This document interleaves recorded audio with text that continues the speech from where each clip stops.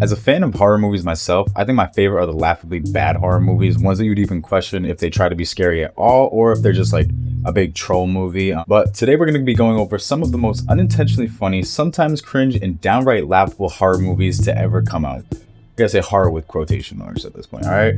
These films gained cult followings for all the wrong reasons, but before we start, make sure to let me know what your favorite bad movie is in the comments below, and we're just gonna jump right on into it. Alright, so up first is a movie that I just found in recent times, to be honest, within like the past month or two. I wish I found this earlier because there's like 9 movies and I gotta see all of them. This is Evil Bong. Now, Evil Bong is a 2006 American stoner horror film directed by Charles Band about a group of stoners who smoke from a sentient, malevolent bong that traps the smokers into the bong world, which is basically like this other dimension filled with killer strippers and other full moon creatures.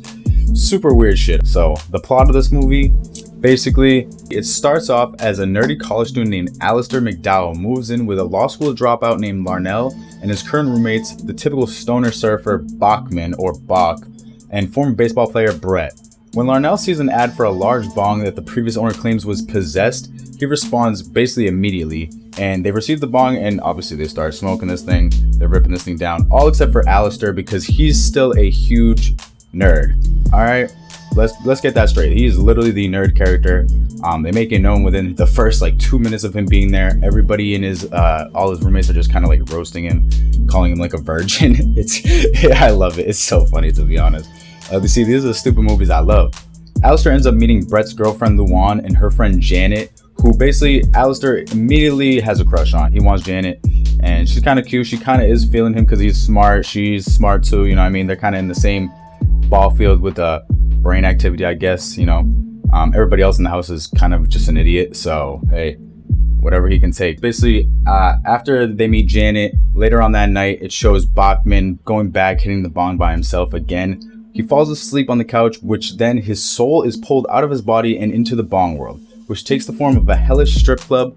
And inside Evil Bong, he ends up meeting Ooga Booga and Ivan Burroughs, who warns him about the Evil Bong, basically saying like, yo, this we've been here forever, you know what I mean? The Evil Bong itself is a woman, and the more that they end up smoking on it, the clearer you can see the face coming out on the bong. She's kind of a bitch, bro. Honestly, like, she was really rude. She kind of got like this really snide old lady voice. And she's just not one to deal with. Bachman ends up in the strip club where clearly he's seeing all these shorties around him. He's got all these girls naked. Listen, if you're under 18 or whatever, I can't tell you to watch this movie because that's just a little weird. So Bachman, he's getting his own little lap dance. And basically he gets killed by titties. Like, there's no other way to say it. These girls, they have like these weird bras on and mouths on their titties, and they end up biting his neck and killing Bachman. It's so stupid, but I love it. It's like the weirdest shit. It's crazy. Anyways, so yeah, Ooga Booga starts masturbating watching this, and basically when the friends all wake up, they end up going into the living room where Bachman's body still is because they don't realize that his soul was pulled out and into the bong. And basically he's not waking up. They think it's from the weed. He's just dead. Dead fucking dude on the couch! Alistair is basically the only smart one. He's like, dude, this guy is dead. He checks his pulse. He's like, yo, Bachman is gone. He tells them that it's from the weed. But Larnell points out that they ended up smoking all the weed, okay? Larnell also notices that the bong has changed, okay? This is what I was saying. A face has started to appear on the bong. Now, the trio end up hiding his body and are nearly caught when Larnell's paralyzed, wealthy grandfather comes by to tell Larnell that he just got remarried. Oh, that's so cool! You know, I was hoping you'd hook up with some big-titted bimbo that I could bang on the side. And basically, you know what I mean, lady walks in, he's with his wife, they're hiding him. They just throw Bachman underneath some blankets. They don't think twice about it. So these guys are like easy scumbags, not good friends at all. They just threw my guy like underneath some blankets and forgot about him, you know what I mean? Oh fuck, he's dead? Oh, whatever. Toss him under there, he's good. Later on, the bong starts speaking to Larnell, and to Larnell only, because nobody else can hear me. Basically, she's speaking to him like directly into his brain, I guess, and tempts him to smoke from her, which he ends up doing. Basically, he gets pulled into the bong world. He sees Bachman, who's basically just chilling, having the time of his life. He's like, yo, it's lit in here, okay? Eventually, a stripper ends up coming over to give Larnell a lap dance, and he dies in a similar way that Bachman was killed, again by the titties. The titties end up killing everybody in this. If you find yourself ripping a huge bong with an evil face on it and you get transported to a strip club, just don't let none of the girls near you. You feel me? Because these titties was killing everybody in here. Okay, so back in the real world, Luan and Janet come over again, and the group, again with the exception of Alistair, ends up smoking from the bong. So basically everybody's chilling except for Alistair. He's just kind of, being a little narc in the corner. After Brett and Luan pass out, they wake up in the same strip club, and they're greeted by Jack Attack, and Luan is taken away by the bouncer. Basically, he kind of gets his girl stolen at this point, all right? Brett is treated by his ex-girlfriend, Carla Brewster, who has no part in the movie at all up until this point, okay? Basically, you never hear about this person until he basically comes here. He's like, oh, Carla? Is that you? No way, what are you doing here? And basically she's got this bra and it's got lips on it, and basically she bites off his genitals, all right? She bites off his penis, bites off his balls, and he is dead too, all right? So this is 3 people at this point killed by strip club ladies, all right? And this guy got killed by his ex. Insane. All right, so while all this is happening, Alistair ends up figuring out like what's going on. He's starting to figure out everything. Janet ends up falling prey to the bong and passes out. Now this is when Jimbo Leary, played by Tommy Chong, basically ends up bursting in the room and proclaims that the bong, whose name is actually EB, is his and has a voodoo curse on it. It's the bong, man. It's evil. Hey, that's the title of the movie. Also, roll credits. Now, in order to save Janet, Alistair must enter the bong world, which, you know what that means. She's got to rip this thing, all right? Meanwhile, Jimbo tries destroying the bong with a hammer, chainsaw, and resorting to drastic measures, a bomb, all while everybody's laying right by them at the couch at this point. EB ends up unleashing this huge cloud of smoke, causing Jimbo to pass out because obviously he took in too much of the smoke. Now, again, while in the bong world, EB forces the strippers to seduce Alistair, but he breaks them off. He's not going for this, alright? He's on that real alpha grind, sigma grind, whatever. I will not succumb to your bewitching charms. And it's not Al. It's Alistair. Now, during his search, he ends up bumping into Jack Deeth, and once he finds a stone Janet, Evie reveals her motives: to control the world by turning the air into pot smoke and the oceans into bong water, making everybody on the planet massive stoners.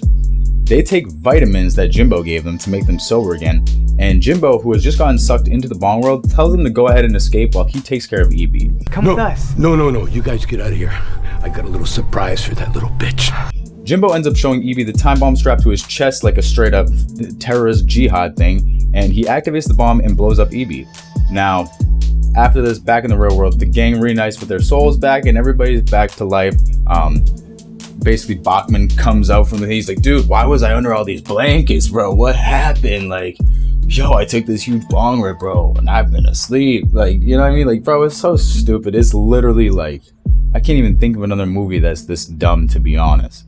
Maybe if you've seen the Leprechaun series, this is really comparable to that. It's stupid, it's funny, it's supposed to be scary, but I was laughing my ass off the entire time, okay?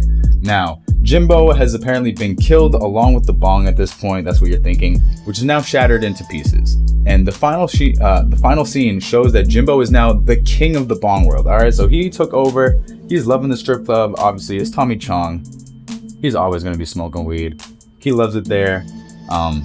Dude, honestly, I don't even think me talking about it does this film justice. This is great. If you love stupid horror movies, if you like stupid movies in general, stupid bad movies, this is one that I pray that you see, bro. This is so good. Like, I only saw it a month or two ago. I wish I saw this when I was younger, bro. I would have cried my ass off. I would have watched the entire series at this point, you know what I mean? I still might have to. So Evil Bong was originally released on DVD on October 24th in 2006, but has been followed up by 9 more movies, with the most recent one dropping in May of 2022 called Evil Bong 888 Infinity High.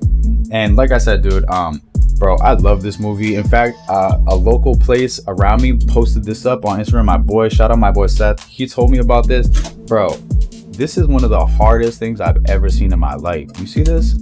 This is an Evil Bong lunchbox. I had to buy this. I'll let y'all guess what I keep in this. Alright, so you can guess below. If you know, you know. Anyway, this thing is so hard. I had to cop this. I'll throw in some B-roll of it if I can. But, bro, easy 10 out of 10 for the first one. I might end up having to make videos on the rest of the series too if y'all fucking with it. So let me know. But we moving on to the next movie. Okay, so this next movie is not one I could recommend at all. It's pretty garbage, to be honest. The premise of it is so stupid that I thought it was funny, but the movie itself was just trash. Like, I don't know, it's kind of cringy funny, I guess, but it really depends. I don't know. Anyways, this movie is called President Evil. This is one of those movies that's probably already been forgotten by people if they even knew it came out to begin with. Days before the elections, 3 young girls who are Muslim, Mexican, and Haitian are stalked by a deranged killer dressed as the President of the United States, Donald Trump. And that's literally the movie. Like, it's like this fat kid who's just dressed up in a Trump mask and suit. And the whole movie is about how Trump is horrible. Republican. Conservatives. Christian. Jesus. Baby Jesus. Jesus Christ. God loves white people. Shut the fuck up! Thank you.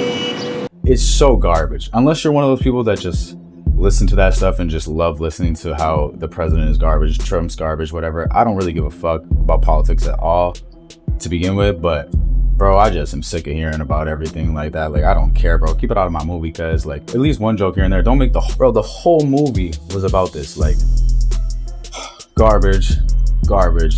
Sometimes funny just because the premise was like fucking dumb. I really couldn't believe it. I was like, dude, no way they made a movie like this. I mean, you should see the reviews. Trash. I'm pretty sure I fell asleep during this one anyway, so we're gonna move on to the last one I have on this list. I just really wanted to shit on this movie because I don't know, bro. Like I said, I don't give a fuck about politics, but bro, just the movie was just so cringely bad. Like, I couldn't even stand it. All right, so for the third and final entry on this video, we're ending it with a cult classic. If you haven't seen this movie, I don't know what to tell you. We're ending it off with Thanksgiving. At the first Thanksgiving in 1621, a topless pilgrim is chased and slain with a tomahawk, wielded by an evil demonic turkey which quips, Nice tits, bitch. It's so stupid. Like, it starts off so dumb, dude. I love it. I literally love these movies. I don't know what to tell you. Maybe this will tell you a little bit about my sense of humor. Centuries later, 5 college students, including good girl Kristen, the jock Johnny, the ditzy Allie, the redneck Billy, and the nerd Darren, all are heading home for Thanksgiving with their families.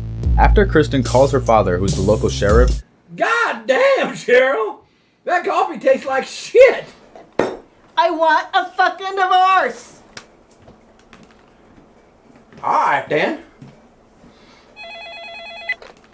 Sheriff around here! the car ends up overheating in a city called Crawburg.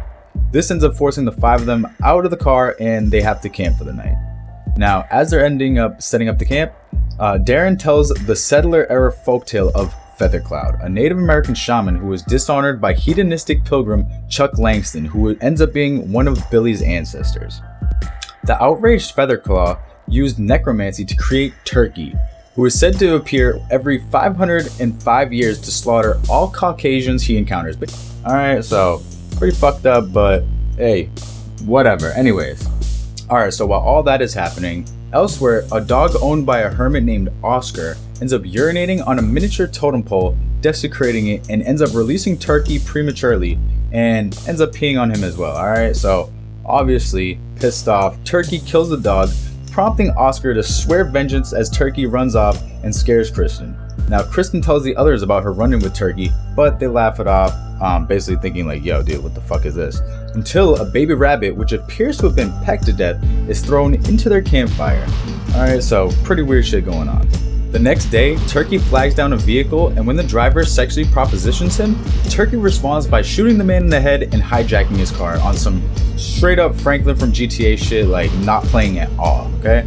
Now, by nightfall, the students reach their respective homes. While Johnny tries to reconnect with his estranged father, Turkey attacks him. Alright, Turkey is not playing no games. Like I said, he's attacking every Caucasian he sees. Johnny's parents are killed, but he ends up escaping and rejoins his friend with the exception of Allie, who is having sex with her boyfriend Greg. Alright, now, Turkey ends up walking in on the lovers, slits Greg's throat, and then ends up sexually assaulting an unaware Allie before snapping her neck. Like, bro, like, the Turkey forces it, guys. Like, there's no other way to put it, bro. This Turkey's insane. After finding Allie's remains, the students decide to go to Kristen's house to see if her father has any books about Turkey in his library, basically trying to get information on him. Turkey ends up beating them there, tricking Kristen's father, who is dressed as a turkey at this point for an upcoming pageant, into letting him win by wearing Groucho glasses. That's how he tricks him in, and Kristen's dad ends up letting in Turkey. So as they're waiting for Kristen, Turkey and the sheriff end up sharing an awkward snack, which ends when Turkey murders the sheriff after he mistakes him for a duck, so clearly he was not liking that. Kristen and her friends arrive and are allowed in by Turkey, who is now wearing her dad's severed face as a disguise, and nobody seems to notice. Who knows? Darren ends up finding a book about Turkey, and it mentions that he can be killed if his magic talisman is removed, but the rest of the passage about how to destroy him is written in code, basically, so they can't figure out the rest of it. Billy ends up stumbling onto Turkey, disposing of the sheriff's body, and while he and the others succeed in getting the talisman, Turkey ends up getting away. So, bro, this movie is just taking a turn. Like, you probably did not think it was going to be like this. So at this point, Billy storms off while Darren cracks the code in the books.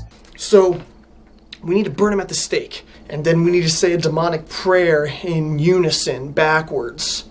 Now outside, Turkey magically enters Billy's body and then just forces himself out, which basically kills Billy. Gobble, gobble, motherfucker. Billy ends up dying in Darren's arms as they reminisce about all the good times they've had together. So, nice little brotherly moment at the end there as he's dying. Pretty fucked up. Darren, Kristen, and Johnny end up tracking Turkey to his teepee, and they say the prayer, but as they prepare to burn him, he runs outside and is then shot by Oscar. Alright, the homeless guy who basically started this whole thing. Oscar leaves and the others go to Kristen's house, unaware that the dumpster Turkey was blasted into contains radioactive waste, which basically reanimates him. So while Johnny and Kristen admit feelings for each other, Darren awkwardly goes to the kitchen to get a snack. While there, Turkey ends up ripping Darren's tongue and heart directly out of his body. Johnny then goes to the kitchen to find Darren, where Turkey stabs Johnny with an electric turkey cutter, and Kristen ends up slapping Turkey and running to the shed with a badly wounded Johnny.